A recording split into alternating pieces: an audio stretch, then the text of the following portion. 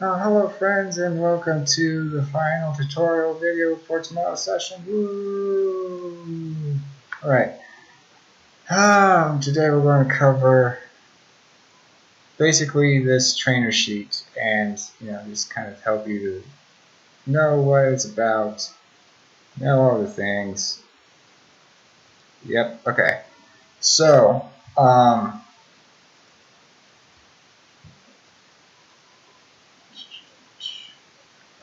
we're going to first go over just this character sheet that you guys have probably poked around a lot, and just kind of familiarize yourselves with all the things in here. So let's start off with the trainer tab of the trainer sheet. So basically this here tab, its entire purpose is to help you with leveling up and also keeping track of your character's traits a little bit. Right, so as we've covered before, I believe, yeah. So this, as you are leveling up, it will tell you on here like what you have remaining left to do. One of those such things is this level up field here. This here shows you how many points you have left to distribute here against all these stats. So you'll notice that as I increase this number, right? So now I have 9 remaining because I put 1 in here.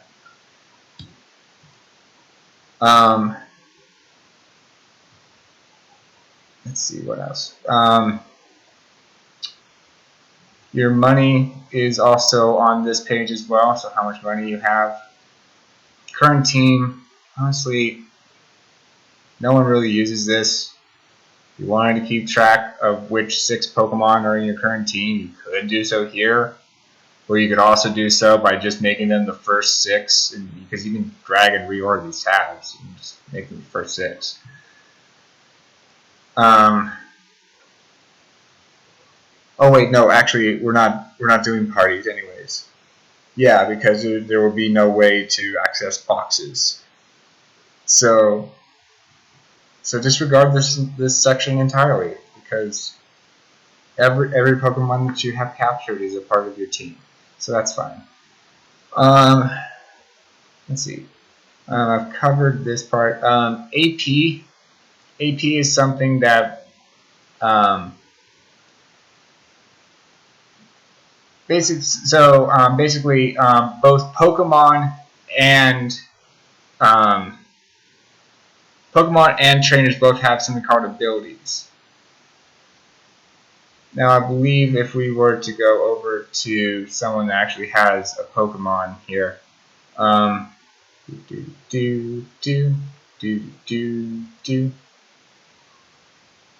you'll see that all of your Pokemon get abilities. So like here's one such ability.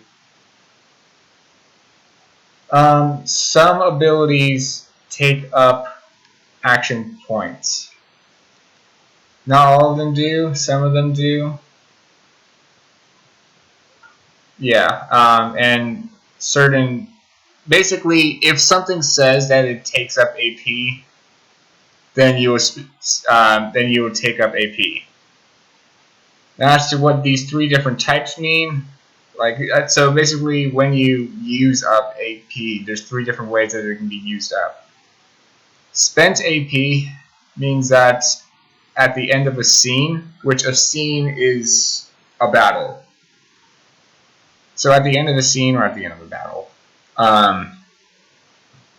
this will go back down to 0. Bound means that for the entire day, that will be gone, and then drained is you have to do a full rest to gain that back. I could be very wrong about what I just said, and frankly it shouldn't really matter, because again, like whatever ability or whatever that you're using, if it says that it uses up AP, it will tell you where to spend it, essentially. Just So I'll tell you if you end up with an ability that uses AP. I'll let you know which of these what these three do, but though just know that if you see an ability or something else that says, oh, it spends this much AP, that's where that goes. That's all I need to know there. All right. So then, this whole section down here, the training feature and the training advancement bonuses. Yeah. So let's go ahead and cover how to level up yourself. So actually, oh, please be in these charts. If not, it's definitely in here. Let's see here. If this will load. Basically, there is a chart that is very helpful for leveling up a trainer. Let's see if it's in here. Oh, maneuvers! Yeah, we're going to have to cover that in a minute.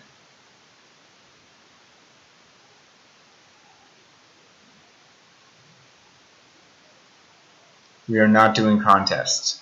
We are not doing contests. We're not doing contests. So it was not there, but it's okay because I know that it's in here.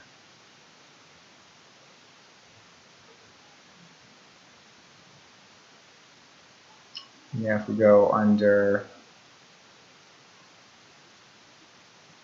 playing the game.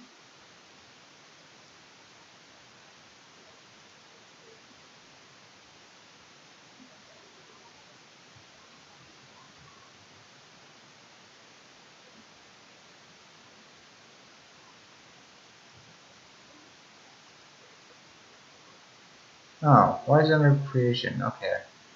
Yeah, so here we go. Character advancement. Alrighty. At every level, you gain a stat point, which is this guy up here. You gain a point to distribute to a stat. At every other level, you will gain a feature. So over here on your sheet, it will say another feature you have to distribute. Every other level, you'll gain an edge. So every level, you'll either gain a feature or an edge, and it swaps between each one, right? So if you were to level up once here, you'll see that now new edges needs to be consumed. If I do another one, now a feature. And then if I do another one, edge. Do another one, feature. I hope you get the point.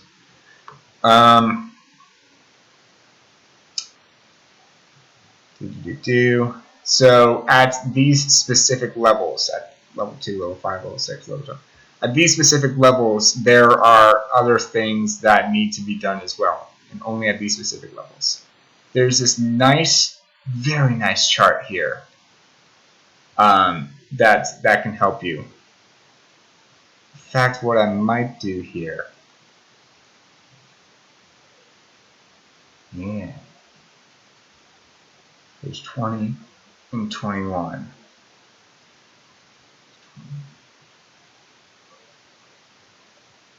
I'll do this and say, so that's PDF, pages 19 to 21. I'm going to have this in a nice separate document for you guys to be able to pull up just that segment whenever you need to.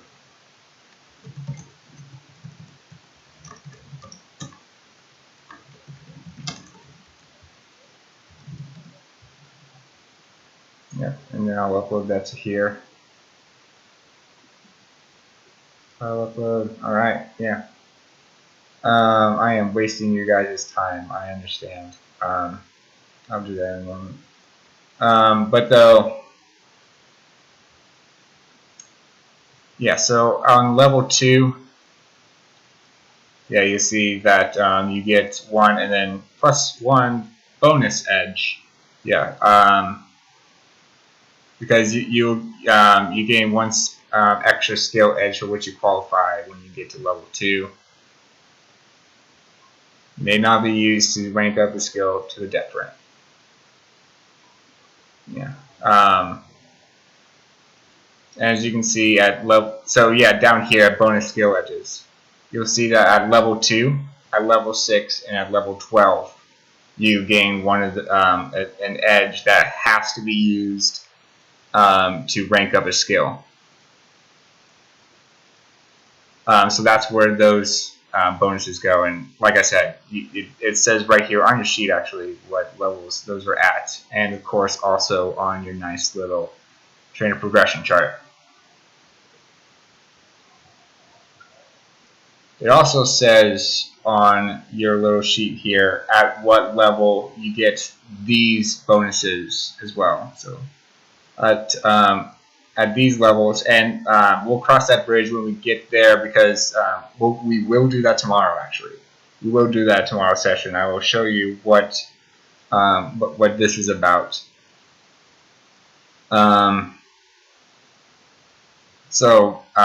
This I will leave a mystery until tomorrow.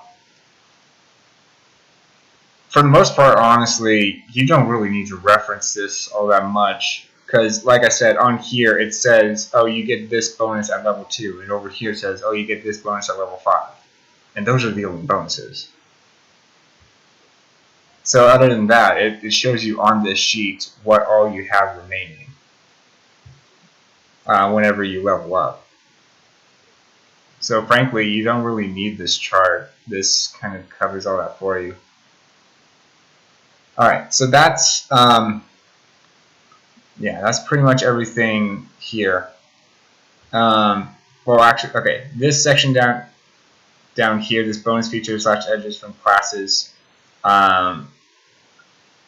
Basically, you know how if I type into here, oops, if I type into here, it will like decrease that.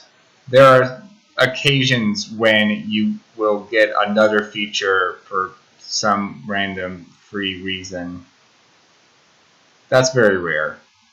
But if that does happen, you put it down here if you don't want it to count against your little tally. That's basically what this section is for.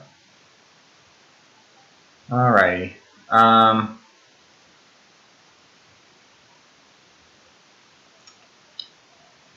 Yeah. Okay, so XP up here.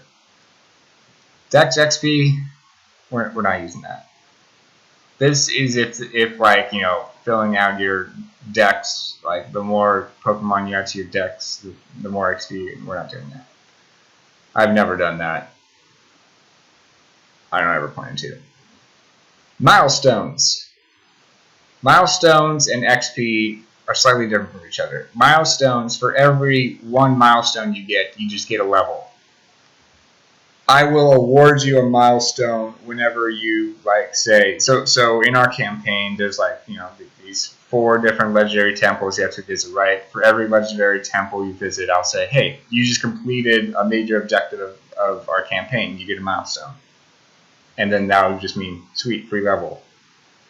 Miscellaneous XP. So this is where you'll just put XP that you get from battles and other things that you do. So I'll tell you, okay, you guys got this much XP for this session, and so you'll put in here, okay, I got 3 XP.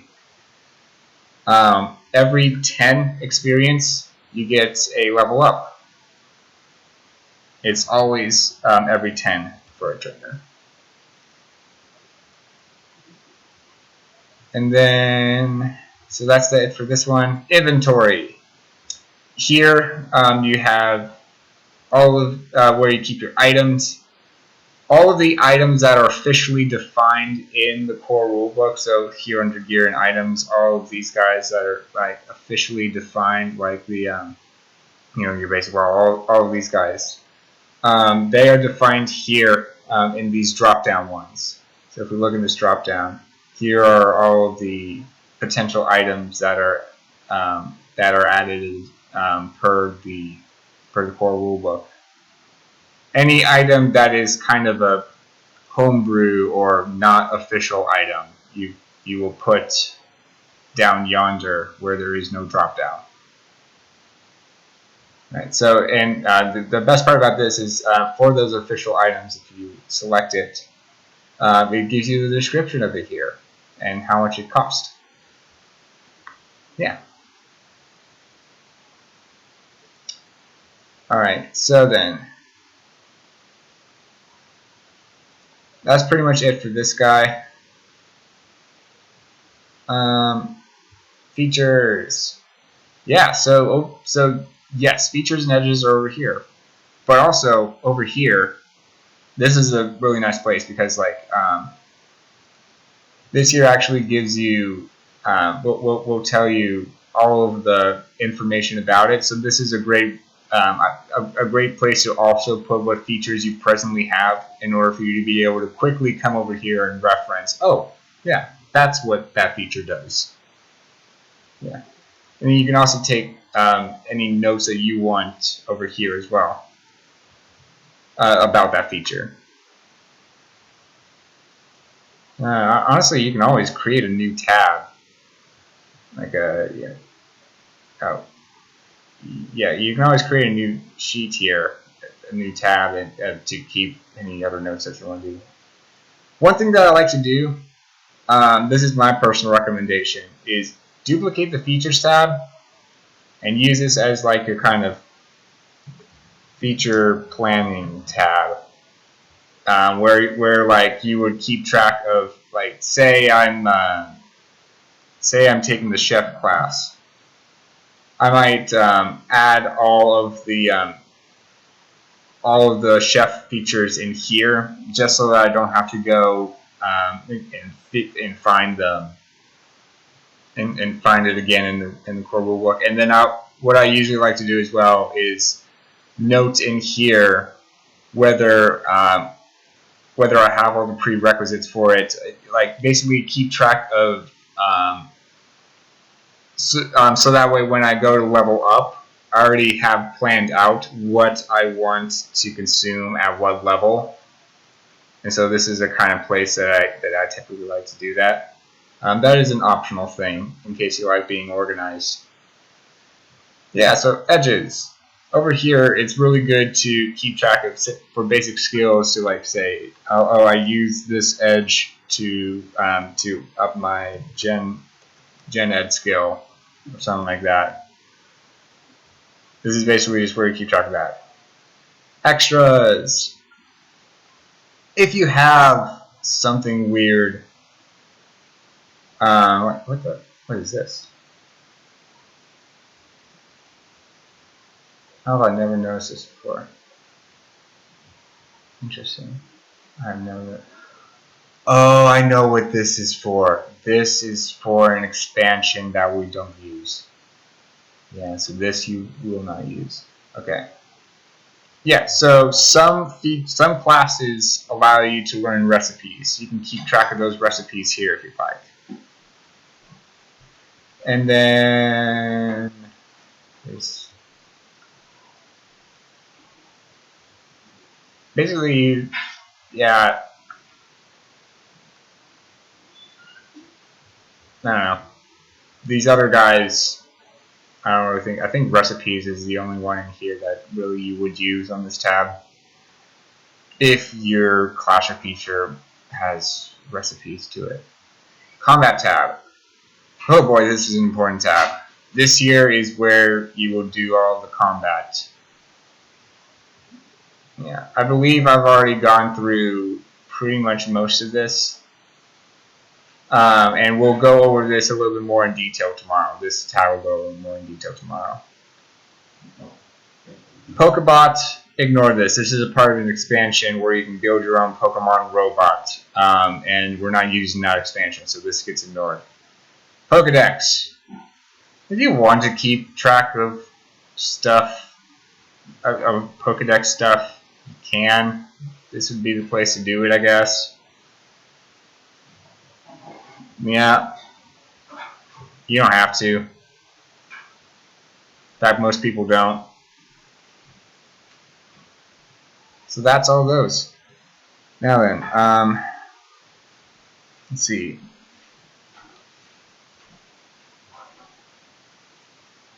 Held item moves. Yes.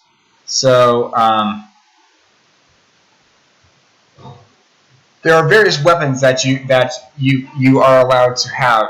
Basically, if we look here under the gear and items section, you'll notice that there is a equipment section where you can find weapons. Woohoo! Yeah. Improvised weapons are a thing. So, like, if you say pick up a crowbar off of the floor and start like hacking away at something, then that's an improvised weapon essentially. So and if you say pick up a pillow and try to attack someone, that's probably going to be damage base of 1, meaning that it's not going to do much damage. That's the lowest damage base that it could have. I'll cover damage base and all that stuff tomorrow, but which just sounds like, oh, there's a lot we're going to cover tomorrow. Trust me. No. Tomorrow, yeah, the combat stuff is going to be a lot more interactive learning. So, yeah. All right. Basically, a weapon. Well, whenever you pick up or find a weapon, you will get 2 moves for that weapon. Technically 3, actually. So, for my main hand weapon, let's say I have the gun, right? This first guy here is, this first column here is the damage base modifier. So, by default, you will have 3 moves for your weapon. The first is a struggle move.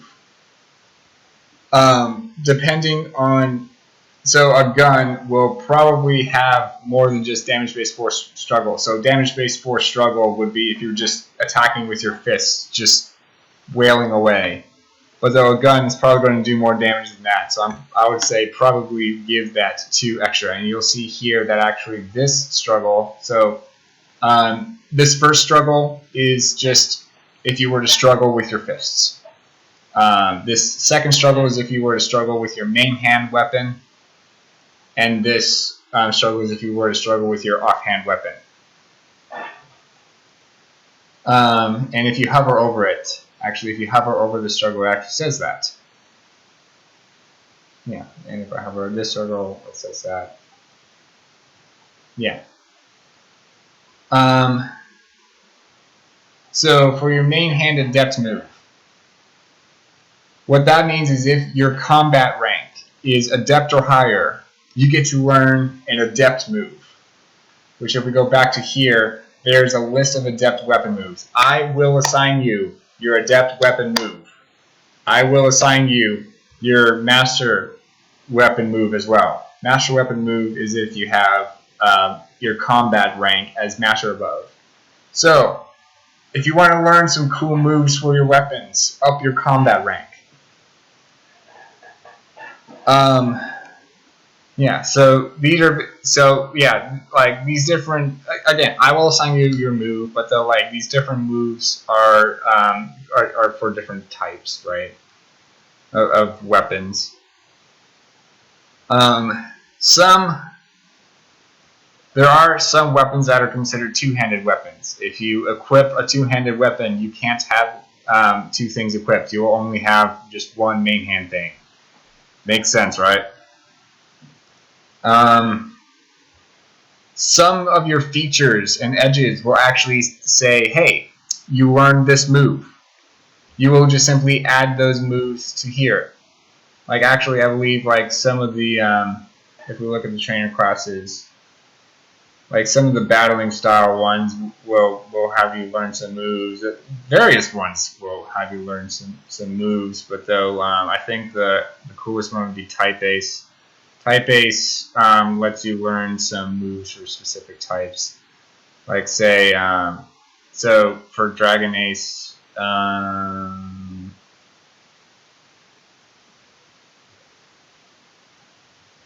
mind. That one doesn't let you run these. Some of these do. Some of these do. I guess I'm wrong. I thought this one did, but I guess not.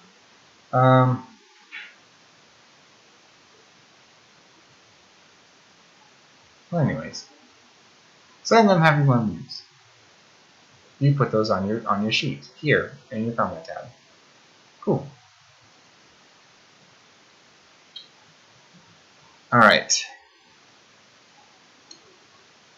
Opposed skill checks. Okay. When you make a skill check, right? Like, let's say that you are trying to use your stealth skill in order to sneak by someone.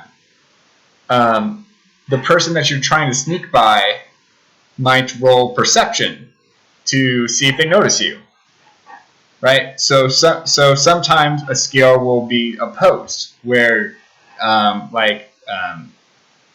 you are trying to out-skill someone in their skill. So like I said, a common one for stealth might be opposed to their perception. It's basically a scenario by scenario thing, right? So in certain scenarios, you might be doing this, and so I'll say, okay, well, this, I guess, if you're trying to do a skill check against someone, they might end up having to do a skill check of their own to see if they can counter or best you, whatever. So that's the thing. That's opposed skill checks for you. All right, and then I'm going to cover just a little bit more off of my sheet here. How to die. When a player goes below 0 hit points, they don't die. They faint because it's a Pokemon. And when you are battling your Pokemon against each other, they don't die. They just faint. You know, they just passed out. They were too exhausted from the battle. They're so tired from having fun, beating each other up, essentially. So then when you reach below 0 hit points, you just faint. If you reach below negative 100% of your max hit points, right? So if your maximum hit points are 42 hit points, if you reach negative 42 hit points, then you're dead. You are permanently dead, and there is no revives that can bring you back. You are permanently dead. This is rare. This is rare for this to happen because this is the game of Pokemon where people just kind of faint. However, if you're facing super powerful opponents, then that might come into play. Or opponents that don't care that you just passed out, they're going to keep pummeling you anyways. That's where that would come into play. Again, a rare thing, but it has happened before. Not character deaths, actually. Pokemon deaths have happened. Character deaths, not so much. Here's interesting. Resting. So, for, I believe this one is in here as well.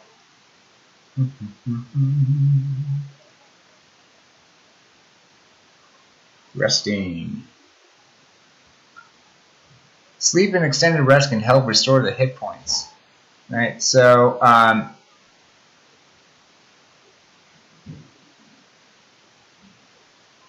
after you rest for 8 hours, you gain back all of your hit points. If you rest for less than 8 hours, basically for every half hour that you rest, you heal 1/16 of your hit points. That's how resting works. That is basically that in a nutshell. 8 hours is a full rest, so you heal back all your stuff. If you rest for less than 8 hours, then you get 1/16 of your health back for every half hour. If you do a full rest, if you do the full 8 hours rest, you will recover 1 injury back. So, yeah, injuries are a thing. And they are a thing that I will cover tomorrow. But basically, if you lose a certain amount of hit points, you end up gaining an injury, right? Because, like, if you break your arm, then no amount of just, Jay chillin' is going, no amount of potions that you drink are going to just magically fix your arm. So the only way to fix your broken arm is to get a full night's sleep. Yep. So then, I think the rest of this I will cover tomorrow. Oh, riding Pokemon I'll do real quickly. Riding your Pokemon. Yes. So some Pokemon have a skill called Mounted. So if we look over here, what's one?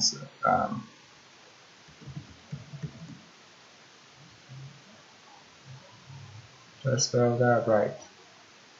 Please tell me I spelled that right. Yes. Yeah. So you'll see down here in capabilities if your Pokemon is mountable or not, and it'll tell you how many people, how many characters can ride on top of it as well. So Wailord is mountable 20, meaning that 20 people can ride it as a big old boat. Yep, that's a thing. Here's the thing about mountable. When you go to mount a Pokemon, is that in here? I believe that's in the mover. I believe that's one of the movers in here. Mover grapple.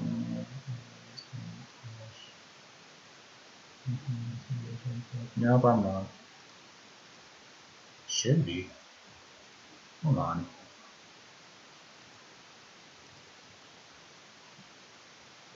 Oh. Where was that?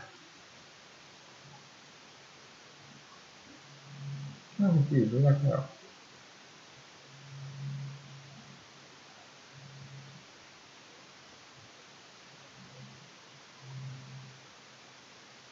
Oh, there it is. Pokemon is nice. Yep. Oh, yeah. So, also, based off of a Pokemon's power rank, so if we look back here, their power here determines how much weight they can hold as well.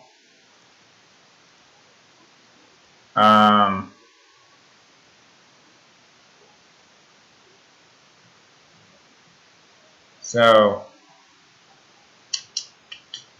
let's see. There are some equipment like saddles that you can use to make it easier to mount.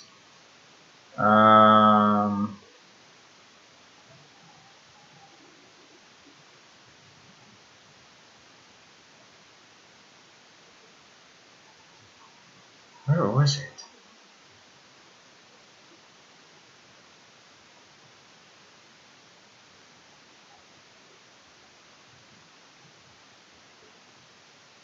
Gosh darn it. Oh, here it is. Mounting a Pokemon is a standard action, and you'll use either your acrobatics or athletics, whichever one's higher, and you have to roll higher than a 10 in order to mount. Right, so your acrobatics or athletics are used to see if you can remain mounted, or even mount in the first place. So one of the other things to note about that is that there is a class. There is a trainer class specifically called Rider that is purely about like mounting Pokemon and what kind of stuff you can do while on it. So if you're interested in riding Pokemon, this might be the guy for you, maybe. I never had the player actually choose the rider class. Usually they just rank up their acrobatics or athletics to be decent, and then just use that the whole time. And that is all I have for today. I will see you all tomorrow, and if you have any questions, just let me know. Thanks, guys.